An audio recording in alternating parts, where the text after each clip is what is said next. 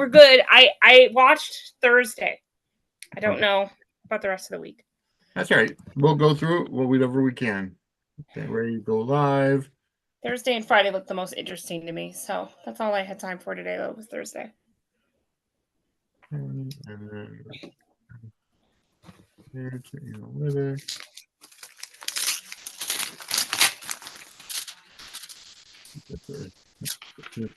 Playing and recording. No, it's not me. Ladies and gentlemen, welcome to Suds News, Suds in the Square Circle. I am Vinnie.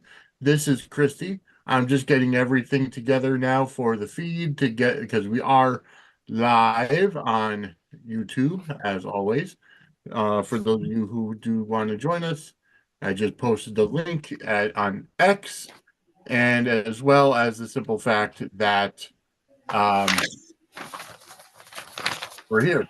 And we're going to get everybody in the room. We're going to get everybody in the chat room. And go ahead and like, subscribe, get notified. Welcome. Today is Monday, February 26, 2024. And as you can see, a familiar face, Christy is back. I want to thank Angela Ryan Duncan for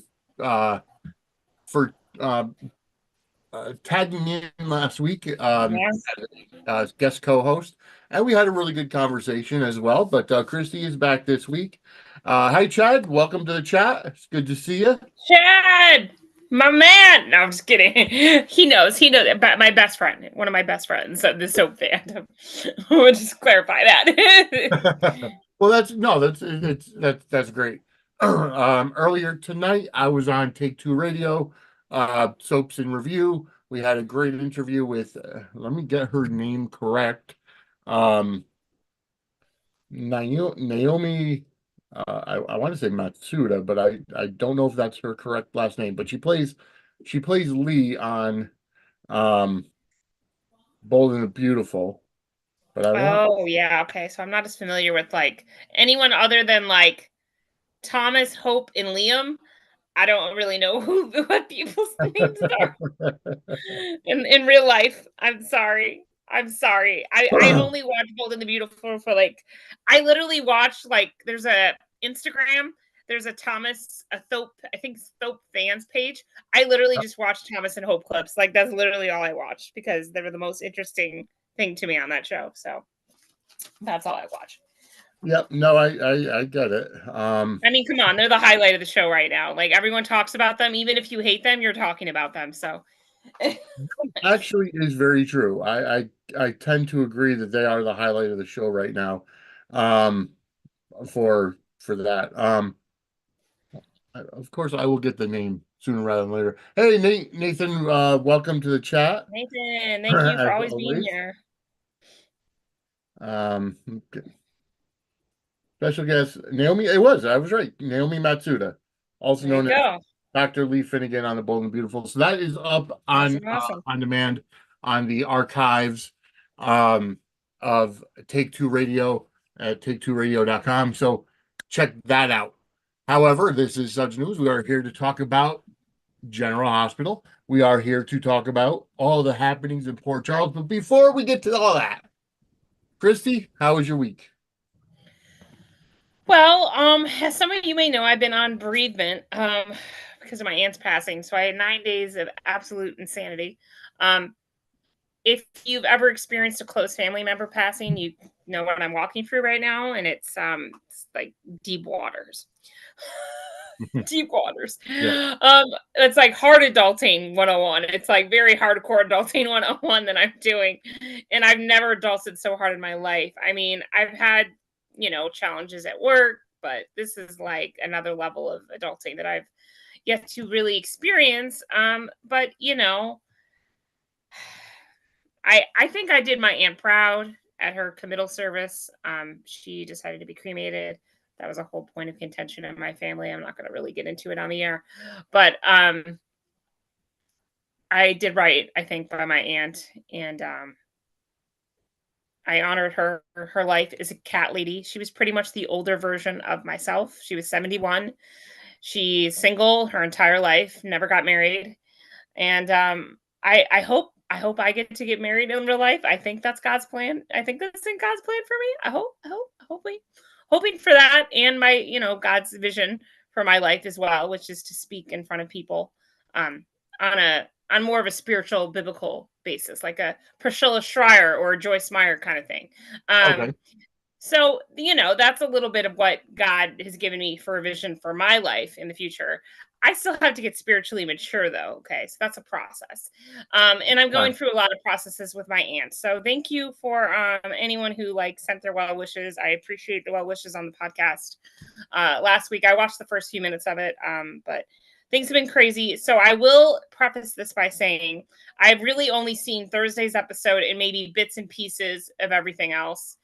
I kind of know what's going on, but I'm literally maybe 7 to 8 episodes behind, maybe a little less. I watched mainly most of Thursday today during lunch.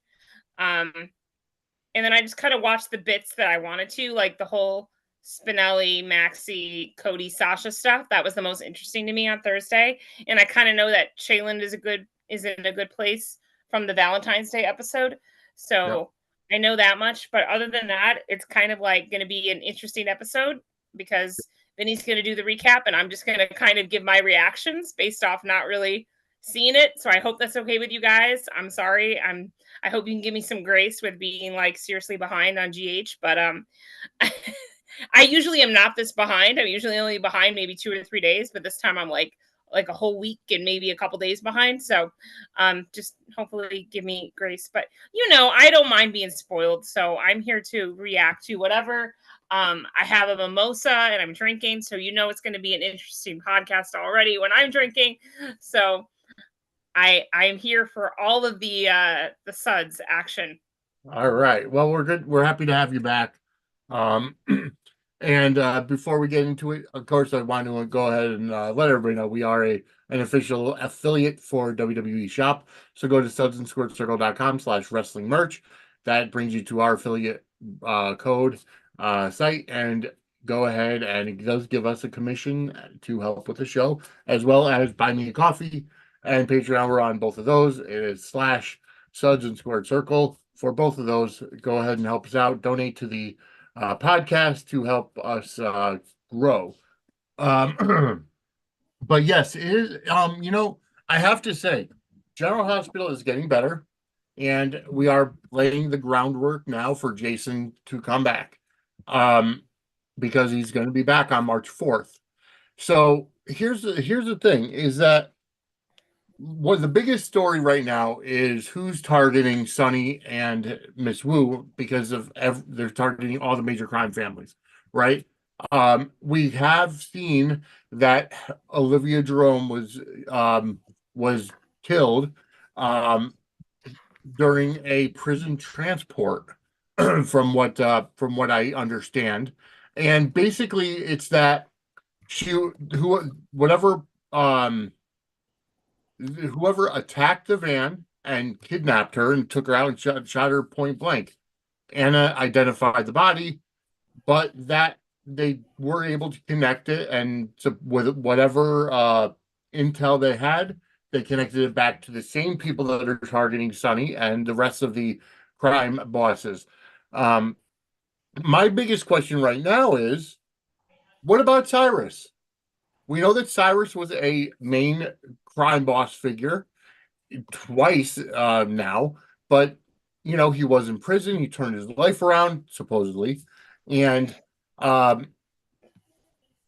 about him? Is he being targeted? What about if he's behind it? Now we have gotten some more information. Okay, we have gotten some more information to the fact that the person that supposedly was the boss of, was the person calling the shots, refers to himself as Stone. That could have a number of meanings. Firstly, being that Stone is the name of Sonny's best friend that passed away, as well as Jagger's brother. And the whole Robin and Stone love story as well. Don't forget that. That was very historical and very much a huge deal back in the day, because Stone had AIDS and gave Robin HIV. So that was a very big love story and a very big storyline for people who had AIDS and HIV back in, I think, what was it, the early 90s? Early 90s, yeah. So that was like a very, very huge deal back then. Oh, yeah. And I mean, I have not seen the entire love story myself, but I'm sure it's on YouTube somewhere. Yeah. Yeah, so I only got really invested in the whole Robin. I only knew about that because of how much she still talked about it when I started watching in 2006, and she got involved with Patrick, and she still talked about Stone from time to time. So, you know, it was very big deal. Exactly. And again, for those of you who are watching, thank you. Go ahead and hit that like button, subscribe, get notified, and join in the chat. The chat is open. So, as we know that the henchman, the guy that was found to be the mole in Miss Wu's organization, Sonny got a chance to go question him. And, you know, they do their normal intimidation factors. However, what we saw is he squealed and said, I never got to meet the guy, but he calls himself Stone. So, like we said, the first option is maybe it's Stone Cates, you know, coming back from the dead. Although that doesn't seem like a logical theory. However, Jagger has a son named Stone who is autistic. Could it be him? I don't know, because I don't know how old he is. We haven't really gotten an age yet. The other option, which people are going at, is that maybe it's Stone Cold, as in Jason Morgan, and where he's working for the WSB or a WSB style counter attack force. They're trying to take out all the old mob bosses and take it over for himself. The other option that I've heard is it could be Morgan. Morgan, we know, quote unquote, died in a car bomb that was allegedly meant for Sonny, and his middle name was Stone. So there's a couple of different options there. I don't know yet. We don't know. Obviously, they don't want to give out spoilers. Steve Burton himself has said he's enjoying all the rumors of his return and what storyline that it may be. But all the rumors are way off. So either he's trolling us or it's a possibility. Chad chimes in and says, I leaned toward it being Morgan or Jason, more Jason since he's coming back. It could be. It definitely could be Jason coming back as this, you know, guy trying to take out. But what I want to know is what had gone on in the past 2 years. This is what we were talking about on Take Two Radio earlier, in that he gets buried under rocks in Greece or Castile Island or wherever it was. Where has he been for 2 years? So has he been being nursed back to health? Has he been programmed somehow? Has he been brainwashed? You know, maybe somebody tried to program him, brainwash him, and it went backfired because there's been so much stuff done to his brain in his entire life that he went crazy. I don't know. I'm anxious to see what the story is, and I want the story to be good. Now, first of all, Christy, if you want to chime in on your thoughts on who it could be targeting the mob bosses, go right ahead. Right. You know, I feel like Cyrus is got to be somewhat behind it because, like, I watched a little bit of Thursdays. Yep. And just off of what Cyrus's vibe is nowadays, where he's still giving off this like redeemed, it's a very religious vibe. Yeah. And I say that because I'm a Christ follower. So he's giving off a religion experience, a religious experience, not so much I'm saved by the blood of Jesus and I've really changed because of Jesus Christ. Not giving that off at all. I'm getting a very much a fake religious conversion vibe. That's what I'm getting personally. You know, I could be wrong. I'm sure other people have their different opinions, but that's just the vibe I'm getting.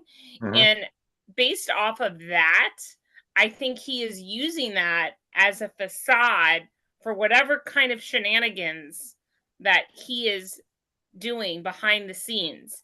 So I really feel like he has something to do probably with the Sonny, Miss Wu, everyone in the mob family being attacked. Like, I feel like he either has something to do with it or he knows who's doing it and he knows who's behind it.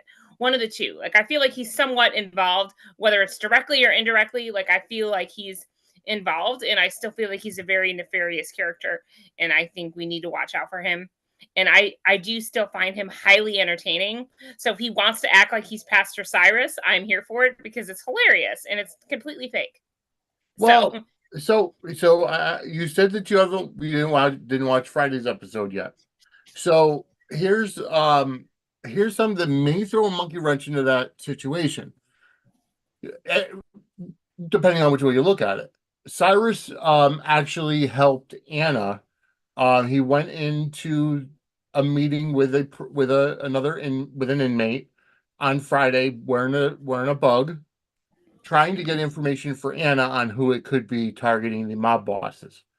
And he was making like it was a counseling session, and he was trying to get him to kind of trust him with some information, unburden himself, and kind of tell Cyrus what was stressing him out, and kind of Cyrus being like, the Father can offer you salvation, go ahead and confess your sins, and yada yada yada, trying to get this guy to talk. And Jagger comes in to where Anna and Dante and Jordan were listening in on this conversation, said to shut it down because the FBI was getting involved, and this, they can't go behind each other's back. This the normal pissing contest that the feds and the local police department always go through.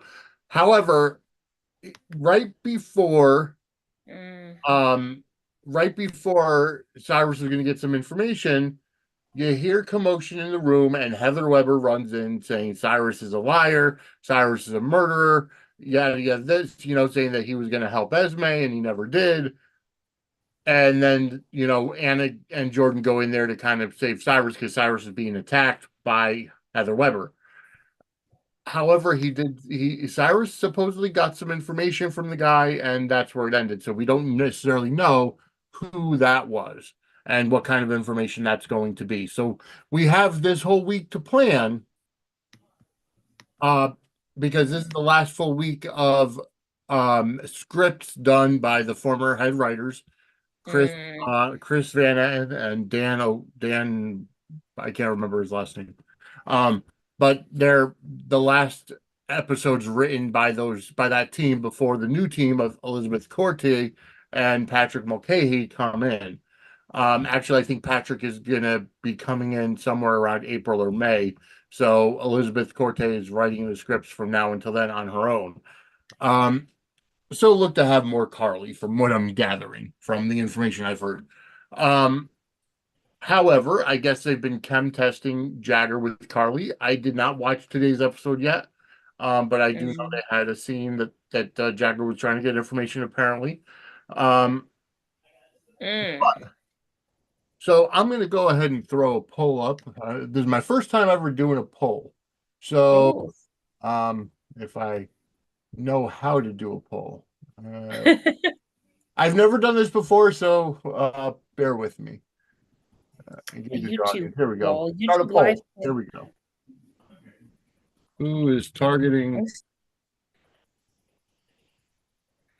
the mob bosses? And let's see, we'll go with Chad in the chat says, I lean towards it being Morgan or Jason. Yep. More since Jason is coming back. So yeah, I could see that. I could definitely see that. So I honestly wouldn't be surprised. Maybe like Jason's like trying to just get rid of the mob or become his own mob boss. I don't know. I don't know. All right, so I'm starting the poll now. Go ahead and here we go. Click on it. It's my first time doing it, so it took me a little while. But I want to go ahead. I'm voting myself based upon Chad's comments now. I'm like, ooh, I actually like that idea. But I will say that I feel like this is going to be a good storyline. I don't want it just to be Jason's back and that's it. I want there to be a really good story behind it, and I've been saying that all along. Yeah, I think he talked about it on his podcast with Bradford, that he Yeah. said it's a really good story. He talked to Elizabeth Corte and the other head writers, and it said it's a really he's excited. He Yes. said he's pumped for it, and they quizzed him. Bradford gave him a bunch of questions about GH history, about Yes. I Jason remember. Yep. I heard it. specifically. Yep. And one of them was Jason and Elizabeth based. So I was so excited because usually they get slighted. Like, Jason and Elizabeth, what's that? We don't know about that history. Like, that gets forgotten about. Right. Usually, it really does. So I was very pleasantly surprised that that was one of the questions regarding Elizabeth and their history, because that is very important to know, because Jake is actually Jason's firstborn child. And I feel like the whole liaison thing gets swept under the rug because people are like, oh, they're never going to get back together. Even if they don't get back together romantically, that's still history that needs to be honored, whether Yep. they're co-parenting, which they should be. They should be co-parenting on screen together more often. And Yep. I honestly think they need to revive the friendship at the very least. Yes. Revive the friendship at the very, very least. Okay. I'm not asking for like the big, great love story that never got told. And it was the greatest love story that never got told. Steve Burton himself said it once, and I would love for it to get told. Don't get me wrong. Believe me, I would love for my liaison to come alive again and for it to happen. But they haven't kissed in like over 10 years. So do I think it's probably going to happen? No. But do I hope for the co-parenting and the friendship to be revived? Yes.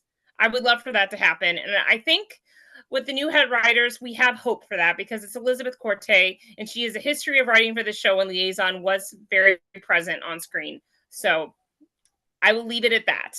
That is my little liaison plug, because I have to. Yeah. Yes.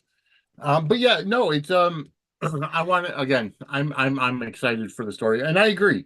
There really needs to be something for Jason and Elizabeth. Now, with that said, Elizabeth and Sam actually had a few good scenes this week talking about their mutual children of Jason. Um, There because we go. Setting it up. Setting it up. They're setting it up. because Danny was brought home by the cops last week, and Oh yeah, he's a teenager now. Didn't they yes, soar? They soared him, right? the They did source the them. thing. Yep. Yep, they And did the thing. you know, it's quite honestly the fact that they're worried about Danny becoming somebody who likes danger and likes the adrenaline junkie like Jason. Um, Although they should be questioning Alexis, considering Alexis is a drinker, the addictive personality in the family, and Mm, maybe he's getting that addictive personality from Alexis, but they're kind mm. of glossing over that a little bit. Although last week they did have Sam and Alexis had a pretty good scene about it as well. Um, but I don't know how deep it goes. Does Elizabeth worry too much about or worry so much about Jake? Because Jake is a pretty down to earth kid from we've seen. um i guess I guess there's been a little bit of discourse between Jake and Mm. Wyatt, because Wyatt's father came home, wherever he was, maybe an army person or whatever, but his father came home, and now, you know, Jake is obviously missing his father. Of course, it's all foreshadowing for Jason coming back. But I do like the fact that Elizabeth and Sam are communicating like this. They both have a child by Jason, and they really should be on the same page. Yeah. I mean, I look, Sam and Liz have a very sordid history. Like they've had their ups and downs because they've been enemies. But I think they've also had their scenes where they've been kind of friendly. Like kind of like Carly and Liz have. They've had their, believe me, they've been enemies, but then they've been friends. And then they kind of been a little bit of both, like frenemies. So it's interesting. I honestly would love for Sam and Liz to be friends and be on the same page because they love the same man Yep. and they have children by the same man. So I think we can bury the hatchet of the past and just kind of move forward into a new, more like peaceful place. Yes. And hopefully, if either one of them gets back with Jason, I'm hoping it's not Sam because they've gone down that road way too many times when Jason has come back. Yeah, I So hope it's not Sam either. I like the fact that yeah. Sam is with Dante. Right. Like, let's keep Sam and Dante together. I think that's a great pairing. I think we should keep that going. I don't think there's any need to revisit J Sam again, romantically at least, Right. because they've been done so many times. When Jason came back before, they've gone down that road so many times. And Jason and Elizabeth never really got that fair shot Right. because every time they would get together, they like get engaged for 30 seconds and Kate gets shot. They they um they get back together, but then like, oh, my life's too dangerous. Which, by the way, Jason, it's a bullshit excuse now. Okay. I don't buy it. You got with Sam and it wasn't too dangerous for her. Why is it different for Elizabeth? Is it because if she died or her kids died that you wouldn't be able to take it? Because that's the only logical solution in my brain. I don't know if that's the reasoning. Well, the only thing I could say about that statement about it not being too dangerous for Sam but being dangerous for Elizabeth. Sam came in to Port Charles as a con person. She's been involved with the criminal element, let's say. Elizabeth, not so much. And the thing is that Elizabeth has been attacked before. As as we know that she's been raped, and that was a whole big thing that Bobby helped with back in the 90s, whatever. True. Yes. So Yes. it's something to the fact that it might be too dangerous for her because she may be triggered, no matter how much I hate that word.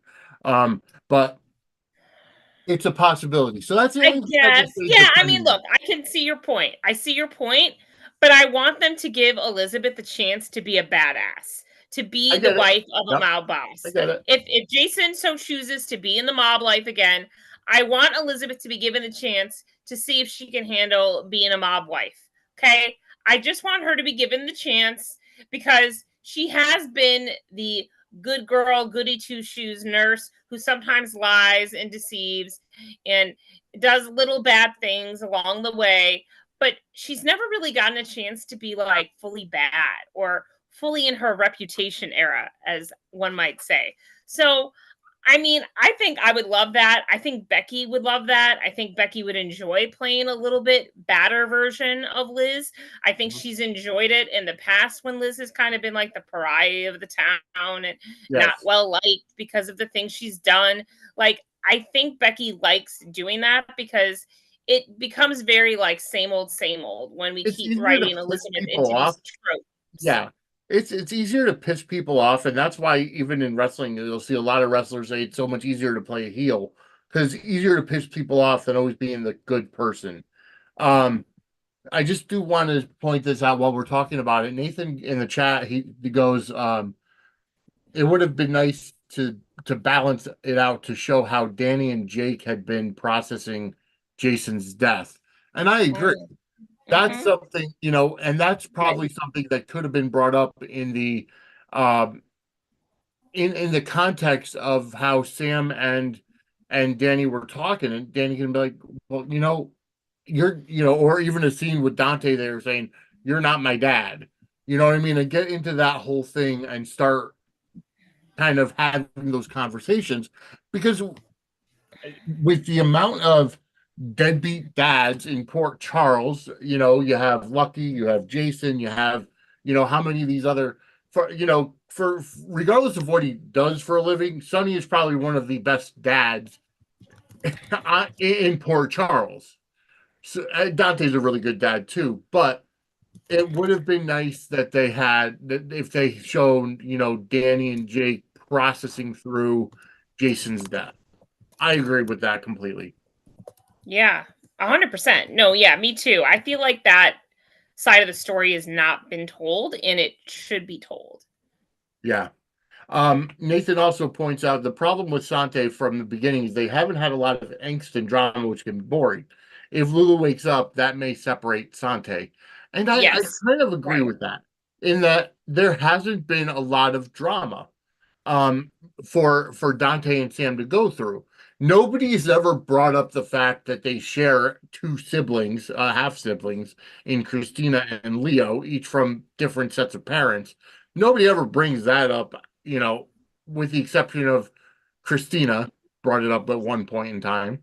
But I just don't understand as to why um, they're not giving them much in terms of drama together. Yes, they're kind of showing them as parents. Dante's involved with the whole Sonny thing because he's a cop, and Sam is just kind of floundering right there. She's really playing a supporting role right now at this time. And she can be so much more. Kelly Monaco is fantastic. Oh yeah. So I really do want to see Sam and Dante get some really good story to sink their teeth into. Um, all right, so I'm gonna go ahead and end the poll. We got 3 votes. Jason got 67% of the vote. Alcazar got the other 1 vote, and Chad said that he voted for Alcazar, but he never even thought about Alcazar um, being an option because of the name Stone. It could be a mind game. It could be, because Alcazar was a. If I correct me if I'm wrong, anybody who knows their history, was Alcazar around while Stone and Robin were dating, while Stone and Sonny were friends? Maybe he's kind of using that. If it is Alcazar, maybe he's kind of using that as a mind game to get into Sonny's brain. It's always an option. It's always a possibility. But that's another rumor that I've heard that it could be Alcazar. All right.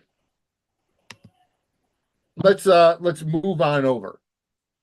We did have a couple of scenes this week. Some really good story, especially on Friday, of Christina and Blaze. We know that Blaze is coming in. Okay, so Chad says no, Alcazar wasn't around back then. So all right, so I take that back. All right, so we did have a really good couple of scenes with Blaze and Christina this week. Christina let Molly know, or Molly and TJ know, that she let Blaze know that she was having the baby, that she was pregnant. And then Christina also told Molly and TJ that they don't have to worry about Blaze because Blaze is bisexual or lesbian or whatever, whether that they're in a. However she identifies, we'll put it that way. Yeah, let's put it that way. So it was a little bit of drama there, and then Christina had an ultrasound, because magically she's at 14 weeks pregnant now, which I thought it was only about 6 weeks, but it's soap opera time. You're speeding it up. I don't know. Who knows what timeline they're on? Yeah, so she's at 14 weeks right now. The doctor asks if they want to know the sex, and Christina blurts out yes, but Molly and TJ kind of said no, we want to be surprised. So she understands, and I think they're going to come down to something where Christina is going to struggle once she gives birth with giving the baby to Molly and TJ. Regardless of all the things we said, we've seen her say, "Oh no, I know this is your baby, and it's fine. I'm happy to do this for you." It's still going to be a struggle, and Blaze pointed it out. Regardless of if that's Molly and TJ's baby, she's in, the baby's in your body right now. It's part of your body. So it was really nice for Blaze to kind of step up there and kind of remind Christina, it's not just something that's not that you're not going to get attached to. In your head, that it's Christina and Molly's baby, but um in your heart, yes, it's a part of you right now. So I really, really enjoyed that. And then we saw a really great lesbian love scene between Christina and Blaze. Uh, and I posted this on Twix on I think it was Saturday, when I actually got a chance to watch Friday's episode. And I wanted to know if that was the very first lesbian love scene in General Hospital history, or did something happen with Parker back another? Yeah, no. Parker and Christina, I think, had a Well, love scene at some from what I point. was told, Parker and Christina started making out, and maybe their shirts came off, but nothing to the point of what we saw Friday. Oh, nothing to this extent, because Right. I did see. Okay, so I did see a fan edit of Christina and Blaze, so I Yeah. was aware that they did sleep together. So I was like, "Oh wow, that's happening. Oh, okay then. All right then." I mean, so I knew. They're a little late to the party though, because I think every other, so maybe not Bold and Beautiful. I'm not sure, but I know that Days had lesbian Yeah, I think General love scene. Hospital is just a little bit more conservative of a soap. I think it because of the ABC network or something, or in Disney. I don't know if that has anything to do with it, but I think they're a little bit more conservative, and maybe the other soaps networks are a little bit more liberal when it comes to that kind of thing, Could be. because it ruffles the feathers of some conservatives, maybe who are watching General Hospital. I That's don't kind think of they have been any what I've problem ruffling the seen feathers. on X, huh? I don't think they have any problems ruffling I feathers. I don't think so either. But on X, you see some conservatives come out who are General Hospital fans and are like, how dare they do this? Blah blah blah. And I'm like, look, General Hospital is going to do what it's going to do. Like, you just kind of have to either accept it or you don't accept it. You either watch or you don't watch. At the end of the day, like, we don't have control over what General Hospital shows us or doesn't show us, right? So, Right. like, I'm not going to get a full on Chase and Brooklyn love scene. And I've come to accept that. And I love the steamy scenes that I do get. And we did actually get quite a steamy scene during Valentine's Day week. So They did. I'm happy with that. Like, that's fine with me. I don't need to see the full on love scene as much as I would have loved to see it. I respect the actor's decision to not do that. And that's fine. Yeah.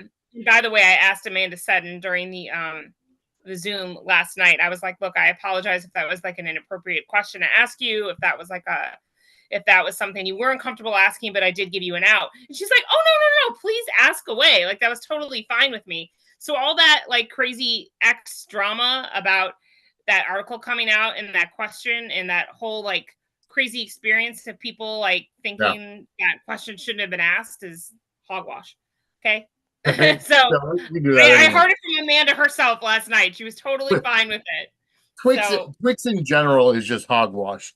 Um, catching up, catching up a little bit on the chat. Nathan says, "I'm so looking forward to seeing Blaze's mom played by the great Eva LaRue, who by the way made her debut today on GH. So today's episode, you'll see Blaze's mom. Uh, and loved Eva ever since All My Children, as I wish her the best." And then Chad points out, yeah, it felt like it's going down the path of Christina struggling to give up the baby. And that, this was the first for GH on in terms of that strong of a love scene. Um, okay, so I haven't watched today's episode of GH yet, but I did see a couple of things on Twitch. Somebody was complaining because apparently Blaze referred to her mother as mommy, as hi mommy or something to that effect. Okay, give me a break, folks. I know there are many adults that actually, when I'm referring to my mother, I still say mommy. When I'm talking to my sister, hey, mommy's on her way or whatever. It doesn't have to have a negative sexual connotation creepily, except in the case of when Esme was talking to Ryan and saying daddy. That that came was across as creepy a as little hell. bit That creepy. yeah, it But was.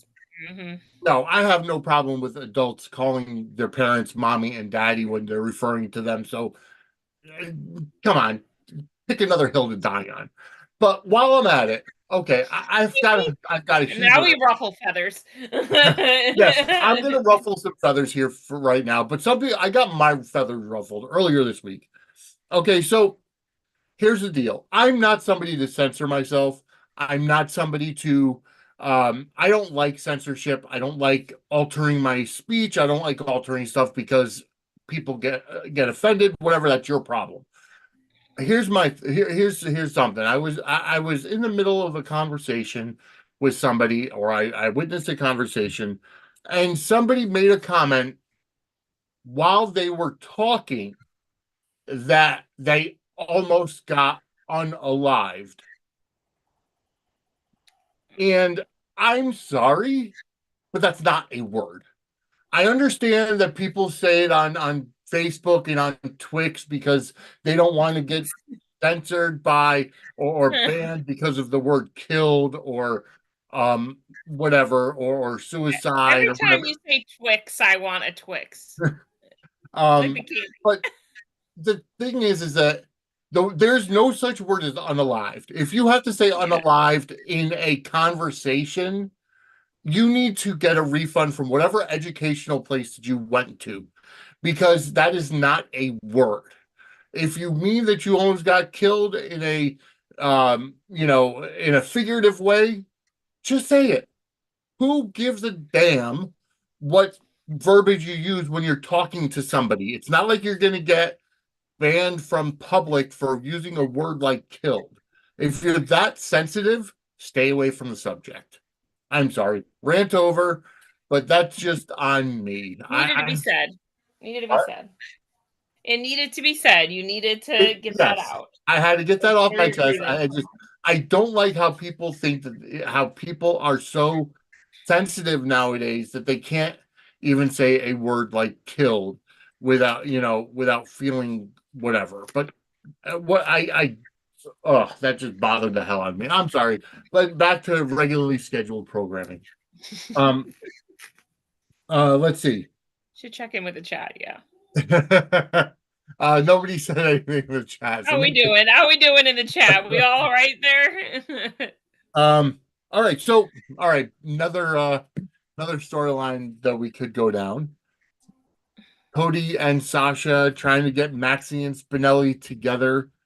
Oh yeah, they highlight. They went axe throwing for Valentine's Day, and then this week, Chad says you're not wrong. Chad agrees with you. WTF is unalive. And Nathan's looking forward to seeing Blaze's mom on screen. So we look forward to that too. I think that's going to be great to see her backstory. So absolutely. But so obviously Blaze is not Lila Ray Alcazar, so because there would have been Sky Quartermain coming back, but so it's not. No, I think that would have been great, but that's okay. I agree, but it's not. I'm sure they'll tie it into some kind of. They'll tie it in somewhere. Absolutely. They'll do something. All right. So Maxie and Spinelli, they both have feelings for each other. Spinelli told Cody that he cares about Maxie and he wants to be more. Maxie told Sasha that she likes having Spinelli around and she wants him to be around. She doesn't want him to leave. Spinelli and Felicia are talking, and Felicia says, well, your pipes could be taking much longer to, be fixed or whatever. Playing along with that. So right. It's a whole mess of it's like a high school thing where you like him, he likes you. But they're not going to tell each other. Cody and Sasha both told them, just tell them, be honest, They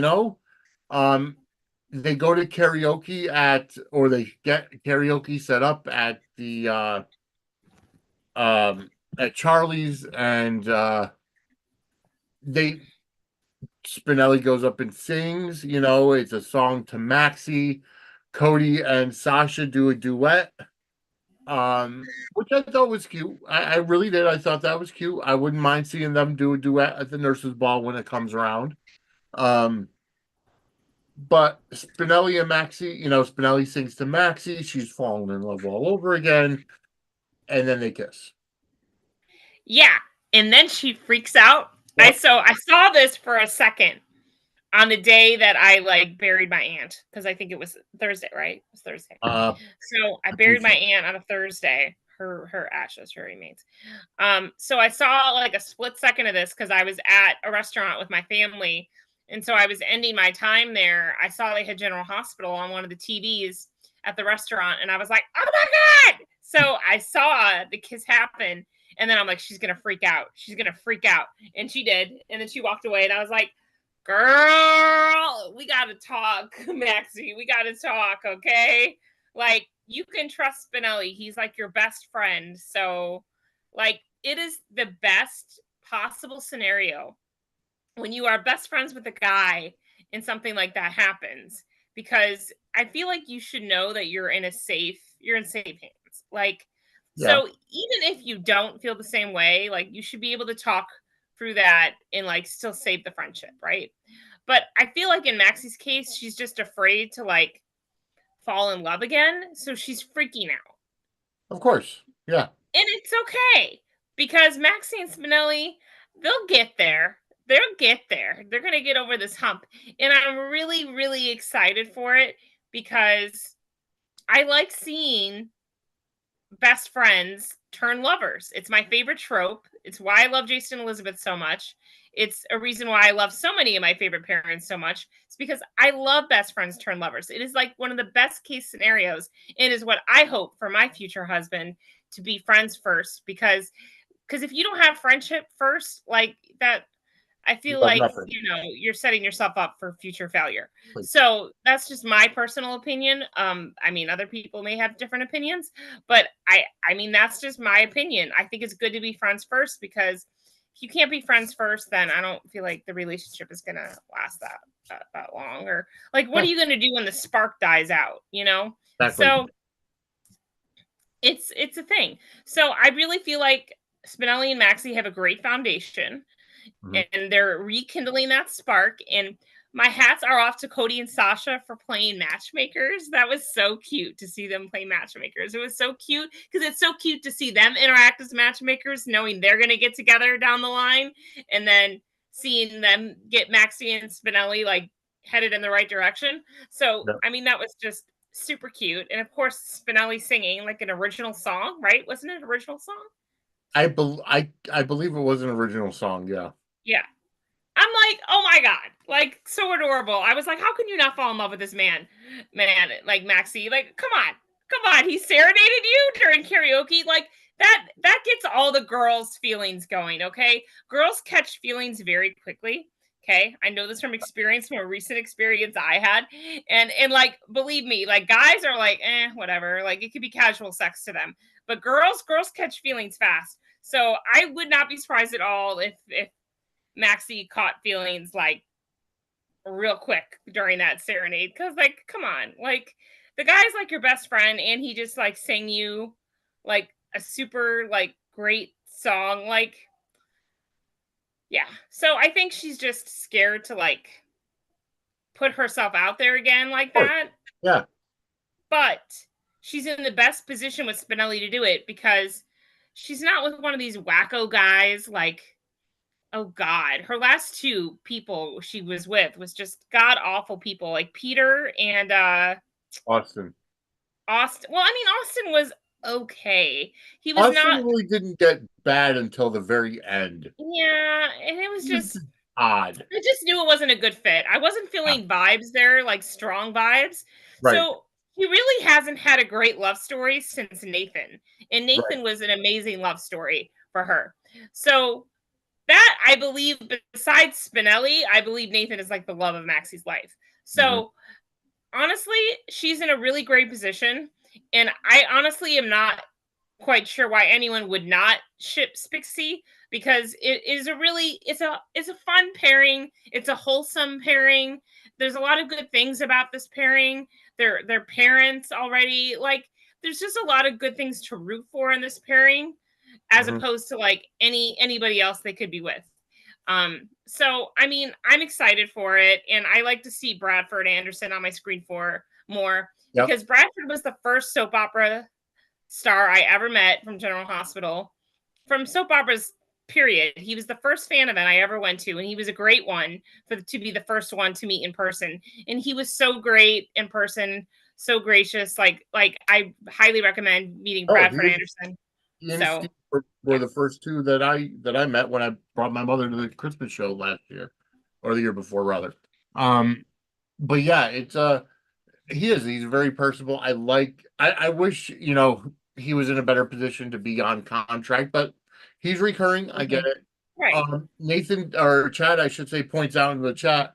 How is Maxie going to react when she finds out Felicia plotted or whatever to have Spinelli move in to help her out financially? Oh, please get over it, girlfriend. Get over it, girlfriend. Well, let me put I can understand exactly where Chad is coming from with that question because um you know Maxie is a very proud person, right? She doesn't like to ask for help. She knows that she's a single mother of three kids. She's working through her debt, and kind of it does it. It kind of relates to many people that actually watch the show. There aren't many people that can relate to, Sonny or Nina or Carly that have, millions of dollars in the bank where you could pay a $5 million fine and, you know, it's just you can't, regular people can't relate. That's what I'm trying to say.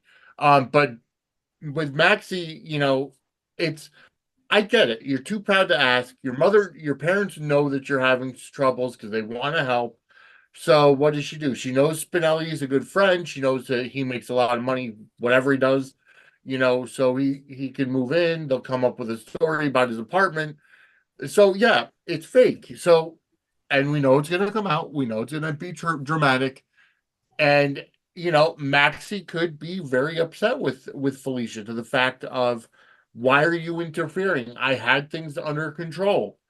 Well, it's like, well, you asked us for help. I came up with a better situation, and then Spinelli loves you, and this and that. So it could be avoided, but I understand where you're coming from because that's something that I would look at and that if something, God forbid, happened and I was out in a bad financial situation and one of my best friends said, hey, something's wrong with my apartment. Can I move in? Yada, yada, yada. I agree, and then come to find out my mother put them up to it because she knows that, it, it, it happens. I get it. It's a pride factor, but if Spinelli and Maxie work out, then, it is as they say what it is. Moving on.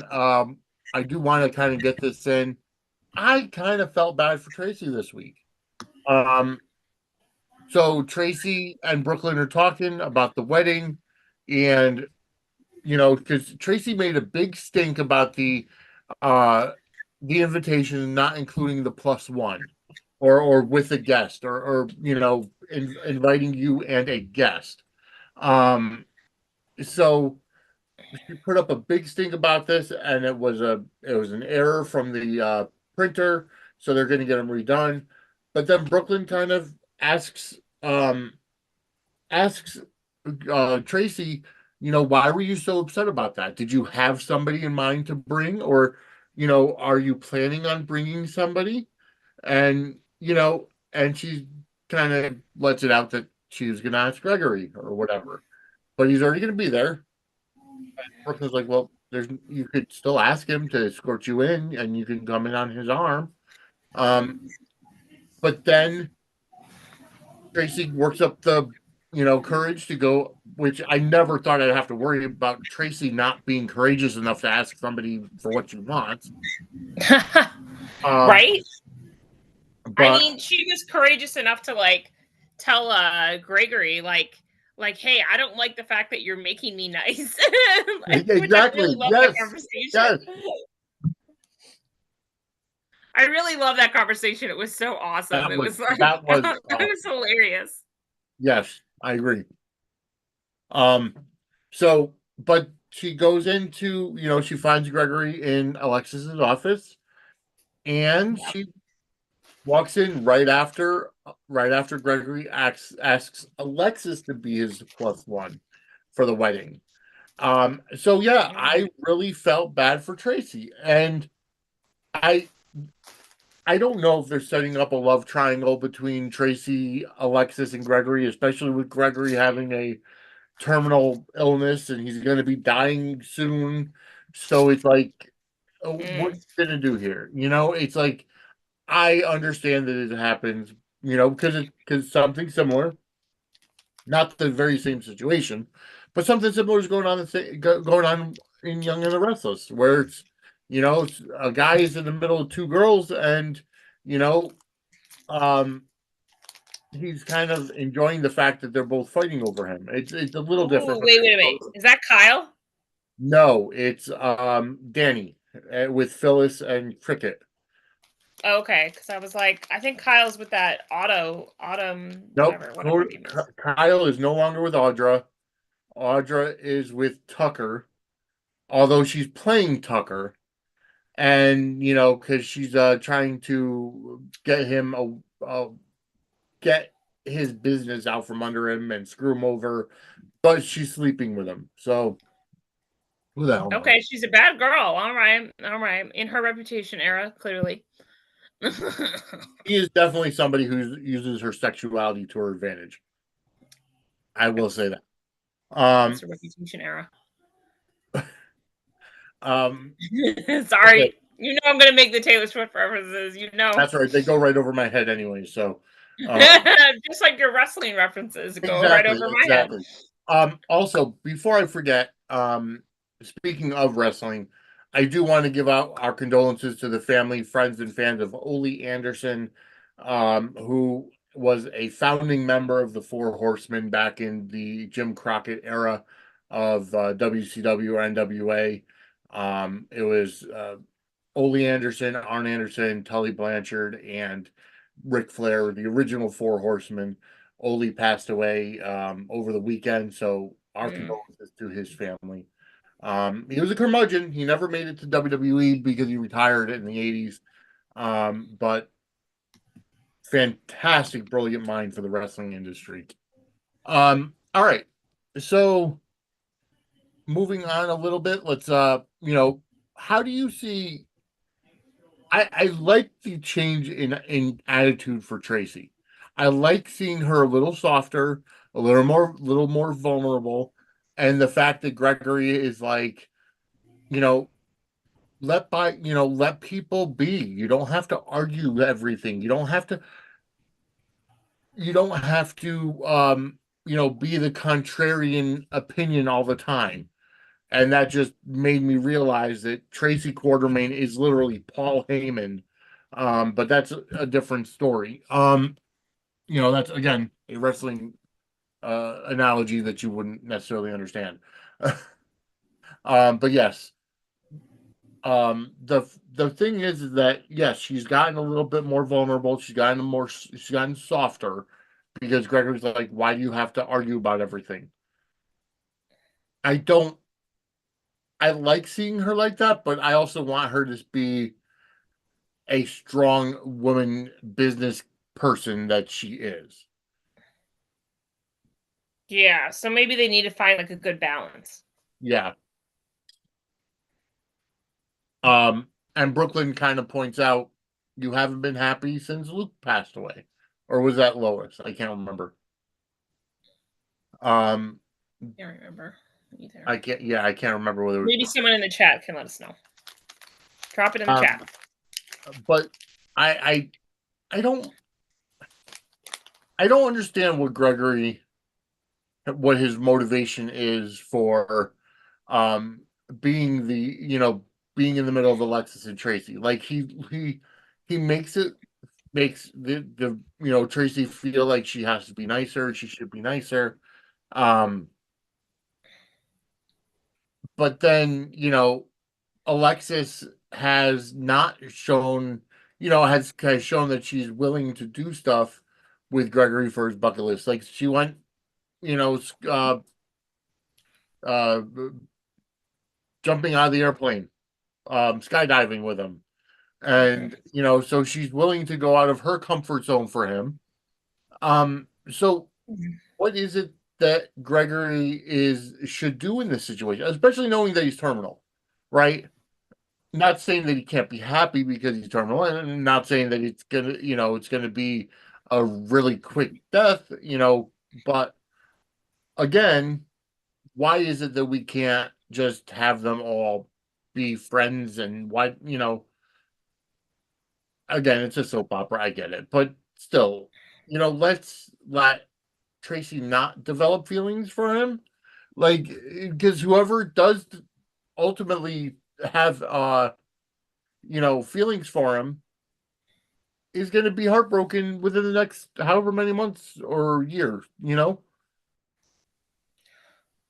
So allegedly, you think Tracy and Gregory should not be together? yeah, Tracy shouldn't have feelings for him? I'm almost thinking like it's one of those stories that I feel like is just there. Like I'm not invested in it because I don't know if I know the person that I'm interested in could theoretically pass away in a couple of months. What's the point of getting that close? You know what I mean? Maybe that's selfishness. Maybe that but Well, this is me. This is just me. And I've said this before. I don't see any chemistry between Alexis and Gregory. yes, exactly. I think that's the other That thing. can go away. Tracy and Gregory, though, Tracy and Gregory, oh my gosh. A lot of chemistry, yes. Yeah. Yeah. It's a difference. There's a difference. There's a spark with Tracy and Gregory because Tracy isn't just like there to like agree with everything he says. And I think that's part of it because Alexis is more like, oh, she's a good friend. They get along really well. So it's kind of boring and predictable in a sense. But Yeah. with Tracy and Gregory, it's like, ooh, wow, there's like sparks flying because like they're kind of butting heads and they don't really agree. And like Tracy is like becoming a better person because of Gregory in her life. Hmm. And Gregory likes sparring with Yeah. Tracy and he thinks it's fun Yep. to be around her. So I think the dynamic between them just plays off really well because they're not it's not a predictable like relationship and like Right. it's kind of like Yeah. Chase and Brooklyn. Like Brooklyn is kind of like the bad girl to Chase's good side. So Yeah. it's like it's interesting in that way. It's like the same kind of dynamic. Yeah. No, I completely agree, and I understand that correctly, completely. Um, all right. So we've kind of gone over everything. Um, there actually wasn't too much of Chase and Brooklyn on in terms of couple scenes this week. Mm, Um, yeah. Carly and Drew. Yes, Carly and Drew All are right. at odds. Um, you They know, kind of are. Drew is becoming he's obsessed with getting back at Nina. And Carly's like, just let we won, let's just put her out let's just put her out of our heads, out of our lives. We don't need her. We won. Um, and They did. Drew is just like, I want to take everything from her. Yeah. It's almost like Yeah. it's almost like Nina right now is Roman Reigns and Drew is Cody Rhodes, only just in an annoying sense. Because Drew is trying to literally take everything from Nina, and it's like Yeah. he already fired Nina out of the being the editor of Crimson, right? So Mm, Nina's now taking over the Invader.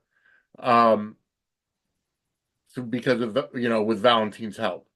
But now it's like she wants to, Drew wants to just take everything and blackball people and threaten people from doing business with her new line and everything, and just like all this stuff that he really doesn't necessarily need to be putting focus on because he's trying to run a business as well. This is going to end up biting him in the ass, and he's going off the deep end.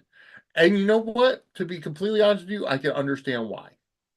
He's a former armed forces member. I think he was a Marine or I mm-hmm. can't Yeah. remember.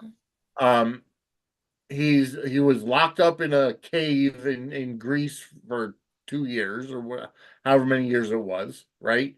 Um, and then he had to go to prison for this SEC thing, because Nina, pointed them in their direction, and he said that he would take the fall instead of Carly. Um, I just don't. It's almost like this story is disconnected. it like Drew's story is Drew's story is a very slow descent into madness. It's almost like a very, it's a very slow burn story. And just based on the different beats of of what we've seen of his existence. Right. Yeah. I mean, I honestly think the dynamic now is a little bit more interesting with Carly and Drew because they were like, oh, we're so in love, we're getting Yeah, along they were so on the same page. well. Right.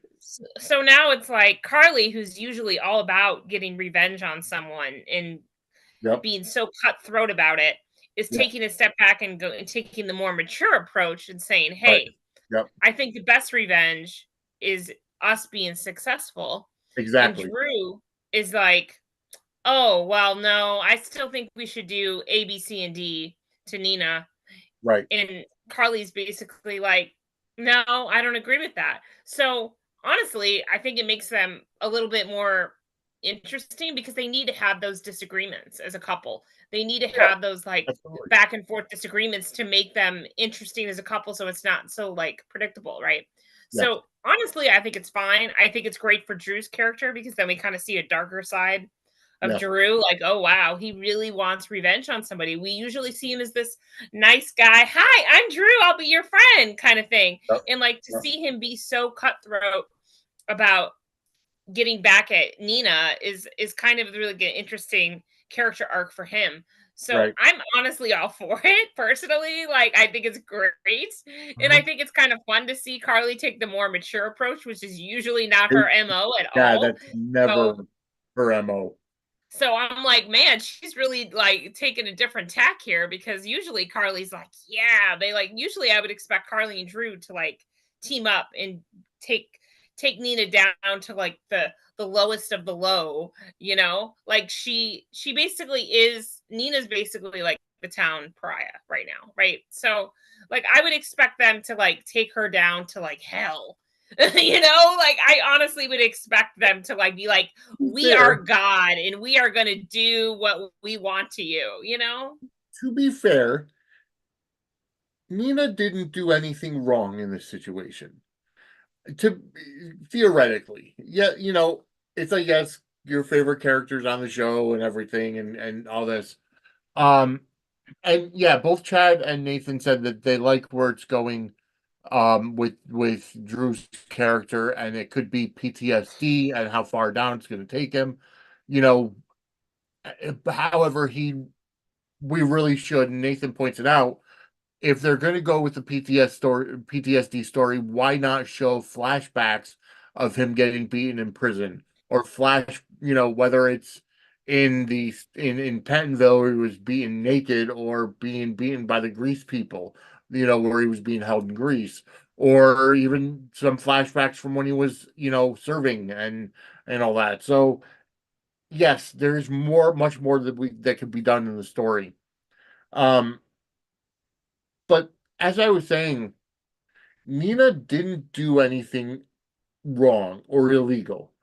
She may have done Okay. it out of pettiness because of, Yeah. her vendetta against Carly, and I get that. But Mhm. so was Drew firing Nina and hiring Carly. That was pettiness, right? Um, and Drew and Carly actually did commit insider trading, and actually it was Carly. You know what I mean? It was Carly that did it, and Drew said, "Oh, I will take the fall for you, so because you have kids and yada yada." So Mm. Drew volunteered to take, but they did the crime, and both Drew and Michael told Carly not to do anything. Carly did it on her own.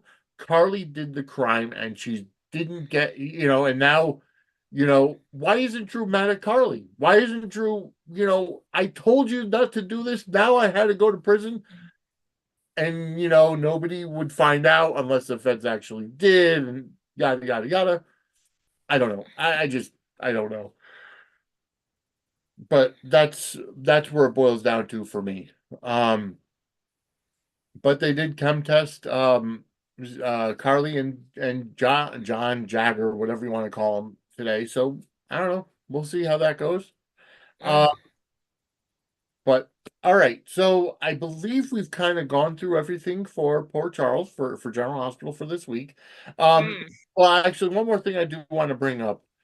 Uh, there was a whole firestorm and firestorm on Twix this week, between the fact that so closely after Spencer's death, she's consoling Jocelyn because Dex had to be, was sent away, you know, to get him out of the organization, out of Sonny's Oh organization. yeah, yeah. I didn't even get to share So, my thoughts on that whole thing. because Trina is a widow to some people, which they were never married, so she's not a widow. No, they're not married. They were going down that road, obviously, with the whole wedding vows on the ship, basically. But no, no, they're not. Like, look, we can't really consider her an actual widow. She lost a boyfriend. Okay, Yeah, she lost a very strong boyfriend who was there for her, and she loved very dearly. But she's not technically considered a widow. right. Sorry, Sabrina fans. Okay, I know I'm going to ruffle feathers with that one, but that's not no. That's not typically the case. I think people really want to put Sabrina and very quick to put them in the super couple area of soaps. Which I They're don't headed care. that way, possibly, very possibly headed that way. But like it's so early in the game, It they haven't depends. gone through the hoops that you got to jump through to really be considered a soap couple, soap or It soap opera. depends on who they bring in to recast Spencer, and I'm not talking about soon because we know Nicholas Alexander Chavez is coming back when he's done filming his Netflix series.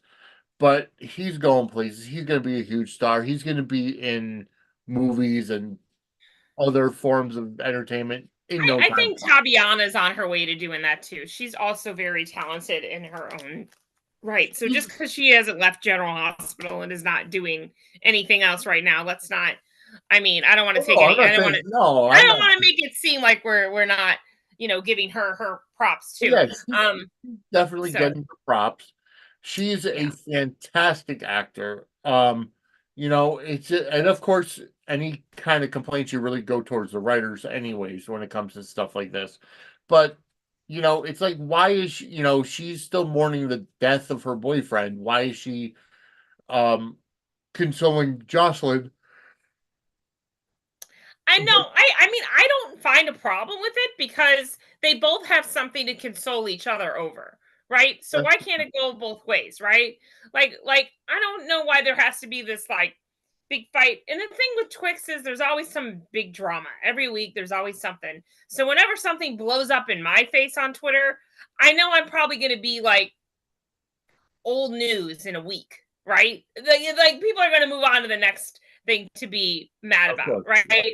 So this is this is the thing. I think both parties have both things to be sad over, okay? Yep. Jocelyn is suffering a loss because Dex had to leave town. Yeah. And that is a little bit physically different than the fact that Trina lost her boyfriend Spencer, which by the way, I know he's not really dead, okay? We know he's Right. going We to know get that as resurrected fans, right? from the dead, okay? We know he's not really gone, okay? Let's they're just on pause. The And whole I think Sabrina thing is just on and, pause. and, and I think that's where the disconnect come from, at least for me, is that I know that Spencer is not dead. I know that Spencer is still alive and he'll be back soon. Um, Dex, we know he's alive and he's just He'll also be for the back country. soon Yeah, he'll also ish. be back. Um, Yeah. so I mean, I think he's that's Evan Hoffer. This guy is freaking hot as hell. You know, General Hospital is going to bring a man that's eye candy like that back on screen. Okay, like, like, come on, like, let's be real here. I know Also, that. props to Nicholas Chavez, who is also doing his work in the gym. So, I mean, come on. Like, So all right. So I just had a thought, a big brainstorm. Here's a completely different story about about Jason's return. And maybe, I wouldn't mind them going down this route. Maybe, wherever Brick decides to take Dex in the US, he's there and he bumps into Jason because Jason's been living and Jason's been trying to get get back to Port Charles or whatever, or not even that he's trying to get back to Port Charles, but he meets Dex, and they're whatever, whether it's a Karate Kids type of deal where he's training him, or they meet, they become friends. Dex says he just came from Port Charles, and maybe they could strike up a conversation, become friendly, and that's how Jason comes back with Dex. Because Jason could be like, "Oh, I know Sonny. I'll vouch for you if you're, Michael is a good person. He was my, I raised him as my own for a while. Who knows? Maybe that'll happen. So that would be, I think that would be a good story, but I don't, again, we don't know yet. It's all up in the air. We'll see. But I mean, I'm excited. Look, I want to be relatively excited. The fact that Jason is back. I know I have very mixed feelings about it, and I'm just like, I think a lot of people do. I think I still do in some ways, but with the new head writers, I have a little bit of hope that maybe this time they will actually respect the fact that Jason and Elizabeth do have a history, and they should maybe be shown co-parenting at least once a month. Look, exactly. I don't think I'm asking for much. No. Once a month. With everything else going on in General Hospital land, I think once a month is doable. Okay. Yeah, absolutely. So I don't expect it to be 2 or 3 times a week. Definitely not. Unless they become a front burner storyline, then that would change things. But I mean, they've always put liaison on the back burner, on the way back burner, on the backest of the back burners. Okay. So I don't expect anything to really happen. I didn't mean to laugh. I didn't mean to laugh at that. Chad posted in the comments in the chat. What did Chad say? Now I'm picturing Jason teaching Dex wax on, wax off, but with a gun. Oh my gosh. Chad, you're hilarious with the comments tonight. Chad has been so active in the chat commenting all night, and I really appreciate it. He also said Twix always has their panties in a knot when it comes to Joss, and they do, because she's very much like a hot topic of discussion. And Joss comforted Trina about Spencer, and it was Trina who asked her about Dex. See, this is the thing. People, I don't know why people get so triggered and hateful on Twix, but they do more than any other social media. They get so hateful on there, and that's why I've had to take some breaks from Twix. I mean, the soap opera stars themselves, like Laura Wright, has had to take breaks from Twix because of how crazy it gets on there. So I know I'm not the only one getting personally affected.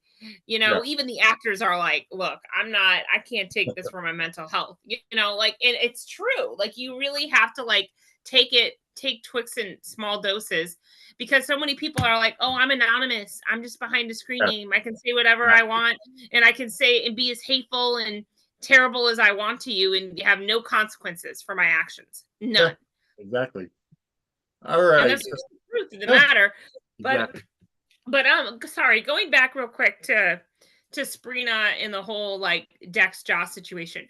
Look, I feel for Joss. I feel for her, and I also feel for Trina. So I think both parties have the right to console each other and be comforted over their respective boyfriend issues. Okay? So, I don't understand why both can't be comforted. Both men are very important in these women's lives, and they are very strong relationships in the General Hospital fandom. So let's just, leave it at that. We know Dex is going to be back. We know Spencer is going to be back. Okay.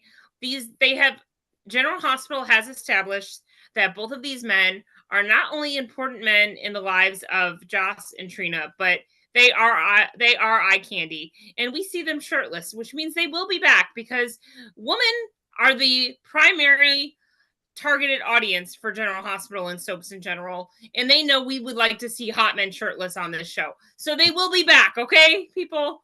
They will be back. Calm down. It's okay. They will be back. Yep, exactly.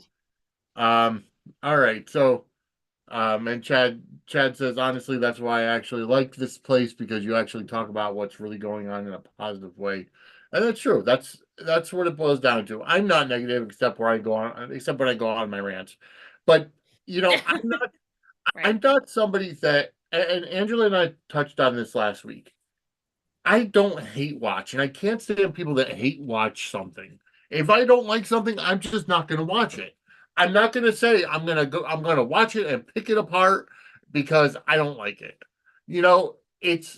And I know there are a lot of people out there, and there's a bunch of people that do that with wrestling too, right? But and I remember a quote from the movie Private Parts. I brought this up last week. You know, people that like him listen all the time, and then people that don't like him listen for what he's going to do next. And that's what it boils down to. But I'm not somebody that hate watches. I don't like that. And I'm also not somebody that fast forwards through what I find boring. If I find something boring, I'm gonna say it. Like I'm finding a lot of Young and the Restless boring right now because they're old and the restful. In my opinion. But the fact is that I I really I don't fast forward through things if I don't like it or I'm bored with it. See?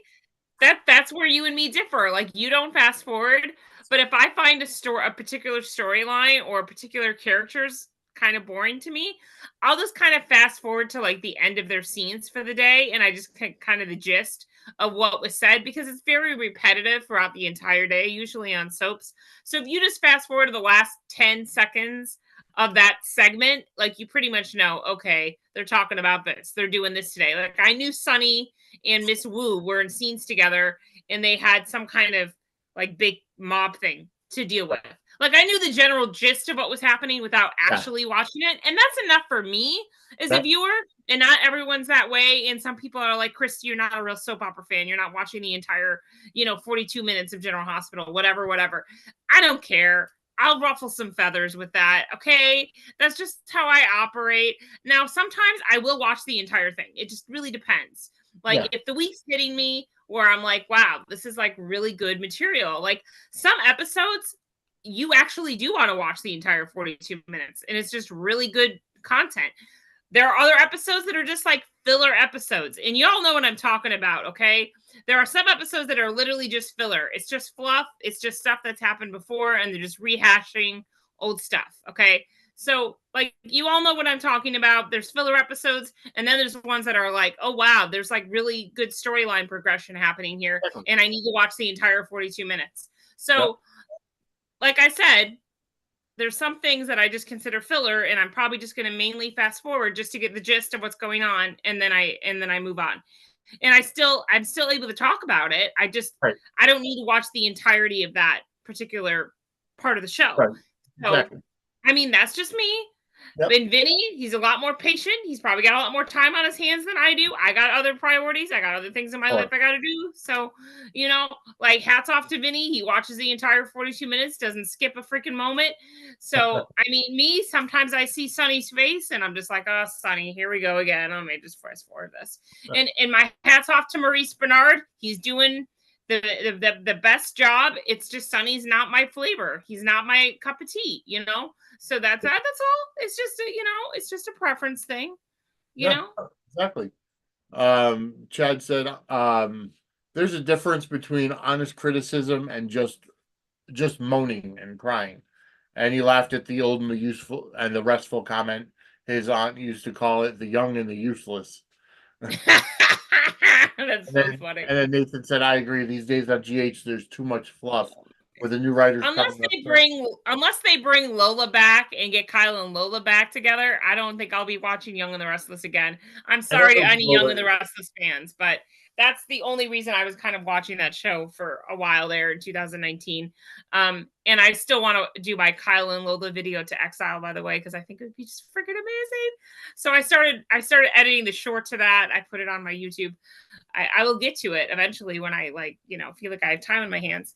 But video editing takes a lot of like patience and time, which I don't seem to have a whole lot of these days because my aunt passed, so my bereavement, that kind of was first priority. Even my Toastmaster stuff that I'm basically my part-time volunteer job is getting put on the back burner. So like it's just a crazy time for me. So that's why I'm also behind like 7-8 episodes of GH. Like I can't even know. I had to open up a new Hulu account. Okay, I am one of these people that take advantage of the Hulu deals, and I will just put in a new email. So I'm Christina Butler. Don't tell them. I put Butler as my last name because, Austin Butler, he's my man now. So besides Jesus, of course. So Austin doesn't know he's married to me, but one day maybe. So I put Butler as my last name in my new Hulu account. So I could get the good deal because I need to watch General Hospital, and not pay like the full price. Yeah, so, I'm just saying. So I like signed up again. So and I had to try to figure out, okay, like what episodes did I watch? Because I don't have the watch history anymore of like what I had watched. So I kind of try to figure it out. I think I'm technically behind 1 or 2 episodes from Valentine's week, and then most of last week except for Thursday. Okay. And then I watched bits and pieces here and there, I think. Yeah. But I'm sorry, y'all. I was a little behind, but I think I ended up pretty good. Yeah, no, absolutely. Especially with a lot of the filler they have been having, it's easy to pick it right back up even if you missed an episode or two. Yeah, exactly. All right, I believe we're out of time. We talked everything to death. We really are. Or to unaliveness. We tend to go 90 minutes some nights, so yeah, for the most part. Sorry, y'all. By the way, keep your calendars going, because on Monday, the 25th of March, I'm going to be having a big announcement as it relates to the 2024 Sudsy Awards. So keep that date handy. In a month from now, 4 weeks from now, March 25th of 2024, I'll be doing a big announcement regarding these awards. Exciting. Hey, that's the same like weekend I'm going to be in Tampa to see I'm going to see Robert Scott Wilson and Greg Vaughn. I'm very excited. And those two the following weekend is WrestleMania weekend, and I'll be in Philadelphia for that. So on the first Monday in April, on the first week in April, we will not be having either Suds News or Dockside of the Bay. Remember, folks, tomorrow night, 10 p.m., Dockside of the Bay, right here where you're watching this. Kim and I will be going on episode 7 of The Bay, The Beginning, which is found on Tubi TV and Amazon Prime. So watch that, and Kim and I will be back tomorrow night with that. Wow. But for now, cool. What's that? Y'all rolling with that. I'm just applauding my fellow co-host here, Vinnie, for all their content creation, just keeping it rolling. And we're getting support from Gregory Martin, that is the creator of The Bay, who has been constantly reposting and liking and everything. He has agreed to come on the show. We'll get into a little bit later episodes, later seasons. But also the Bay, the series Twix account is reposting all the time. So we are getting a good following with Dockside of the Bay, 10 p.m. Eastern time tomorrow night on Tuesday. So we'll be there for that. But as always, before we end the episode, we're going to go with our thankful minute. So as always, ladies first. Christy, I'm going to put a minute on the clock and go right ahead. What you're thankful for. Oh my gosh. Well, let me just say, first of all, I'm thankful to my Aunt Nancy for what she did leave me behind. She left me a treasure trove of gift cards that she never even used. I have like a file folder of them, which is really helping me out because I went into more debt and went through so much money going home trying to figure out, all her stuff. I am grateful for my cousin Cheryl, because if it wasn't for her, she was the one checking in on my aunt every week. And if it wasn't for her, we may not have known that she was, gone. So she did the wellness check and everything on my aunt. Grateful to her. And I'll be grateful to her when I get to stay with her when I go to Tampa at the end of March. Grateful to friends who have checked in on me consistently, including Chad and Vinnie, because I wasn't getting a whole lot of emotional support back home. I'm going to be honest. My hometown friends just kind of fell to the wayside and just aren't as active with me. So I wasn't getting a whole lot of emotional support. So I was self-medicating for like 9 days.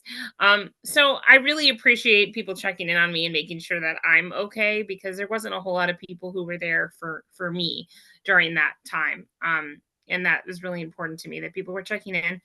And I'm also grateful for my friend Matt, who I will be meeting up with this weekend. He was my original OG friend from Roswell, who is the show that saved my life. It's a show from 99 to 2002. I mentioned it before. And we're going to meet in Gulf Shores, Alabama for a Taylor Swift event this weekend. I'm so excited. Okay, I'm sure I've gone over my thankful minute, but I'm just like, I'm so excited for That's things great. to come. And I know my aunt would want me to be happy and live my best life. So that's all I'll say. No, absolutely. And it's good to see you smiling, because it's, when a loved one passed, and I went through the same thing with my grandmother recently, is that you do go through a period of sadness. But ultimately it's more about celebrating their life and what they meant to you. And, it's, you have to be happy that A, they're in a better place, they're not suffering anymore. But Yeah. B, you know, you're able to move on and have that Exactly. fun.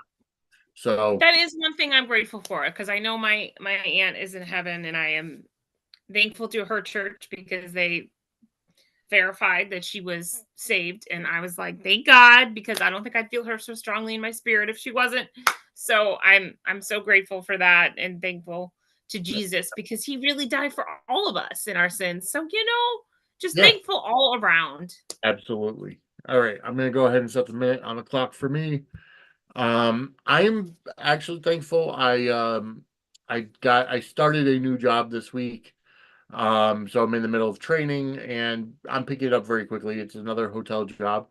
And I'm putting my schedule there around this, because the one thing I didn't want to get into was getting into a hotel position where it's another 24/7, 365 situation where I could be called in at any time. Of course, that could always still happen, but I did make it clear that I can't work Monday evenings, because I do, obviously I do Take Two Radio every other Monday, and I do this show every Monday, and then Tuesday evenings as well, because I do Dockside every Tuesday. So, and then church Sunday morning, so I can't work the Sunday morning shift. So, either way, I'm thankful for that, and I'm thankful that they're working around my schedule. So, um, yeah, I have had less time to watch the soaps, but I'm keeping track.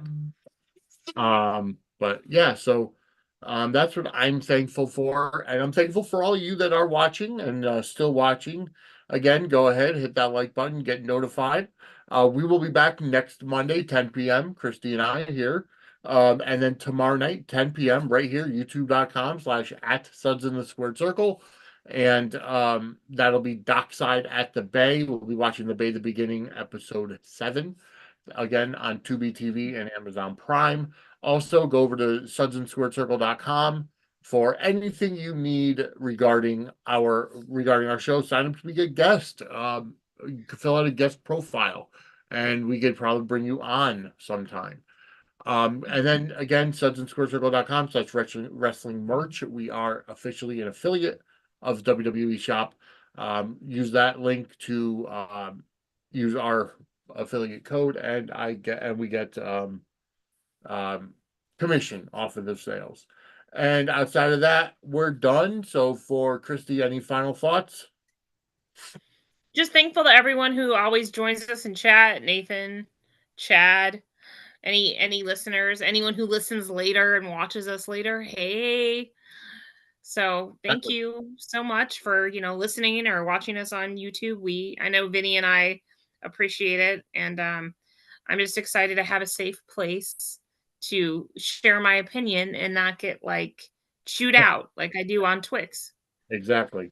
And again, if you're listening on the podcast feed, go ahead and hit that like button, subscribe, or I'm sorry, give us a 5-star review on Apple Podcasts, Spotify, wherever you find your favorite podcasts. We are out of time, folks, so we will see you next week, 10 p.m. right here on Suds News, and then tomorrow night, 10 p.m. right here, Dockside at the Bay. Have a great night, everybody. For